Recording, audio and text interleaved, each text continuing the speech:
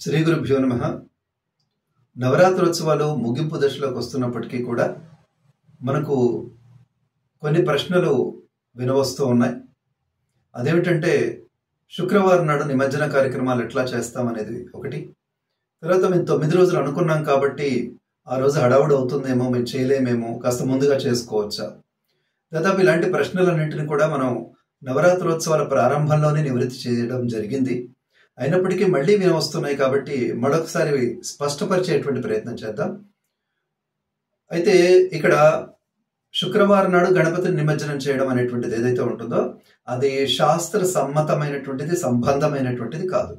అది మన మానసికమైనటువంటి భావన మాత్రమే. మనోభావాలు అంటారు కదా, అలాంటి సెంటిమెంట్ మాత్రమే. ఎందుకు అంటే ఆడపిల్లల్ని మనం శుక్రవారం నాడు పంపించాం కాబట్టి దేవుణ్ణి ఎలా పంపిస్తాం అనేటువంటి పద్ధతి. కానీ ఇక్కడ బాగా గమనించాల్సింది ఏంటంటే ఆడపిల్లని పంపించాం కానీ మగపిల్లని పంపిస్తాం.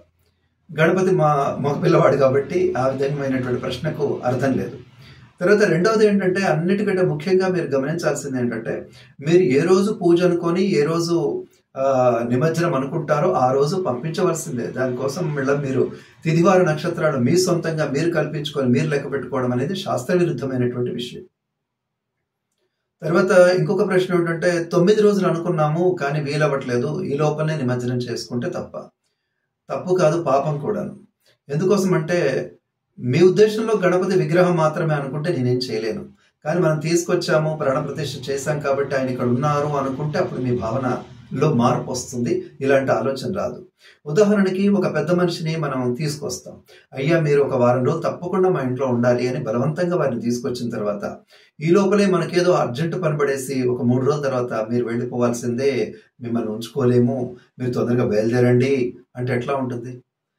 తర్వాత లేదండి మాకు ఒక గంట 2 గంటల సమయం ఇచ్చినా చాలు అని వారిని పిలుచుకొని మాకు మిమ్మల్ని పంపించడానికి వీలవ్వట్లేదు కాబట్టి మీరు ఒక రోజు ఉండండి, రేపైతే మాకు వీలవుతుంది, రేపైతే మిమ్మల్ని పంపించేస్తాం అని బలవంతంగా ఉంచితే ఎలా ఉంటుంది?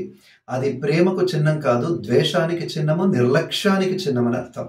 వారికి మన పట్ల ప్రేమ నశించి ద్వేషం పెరుగుతుంది. దైవం విషయంలో కూడా అట్లా చేయవద్దు. అనగానే దేవుడు కూడా అలా చేస్తాడా అని మాట్లాడకూడదు, అది చాలా తప్పు. ఎందుకంటే మనము మీ పురోహితులు ఏమని సంకల్పం చేశారు?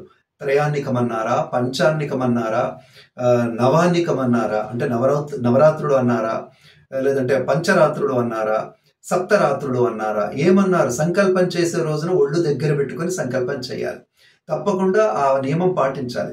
కానీ ముందైతే ఏదో పెట్టేద్దామని గబగబా పెట్టేసిన తర్వాత అప్పుడు కూర్చొని 3 రోజుల, 7 రోజుల, 5 రోజుల అంటే ఇది చాలా దారుణమైన విషయం. గణపతికి అవమానం. దానికి సంబంధించినటువంటి పుణ్యం బదులు పాపం మనం అనుభవించాల్సి వస్తుంది.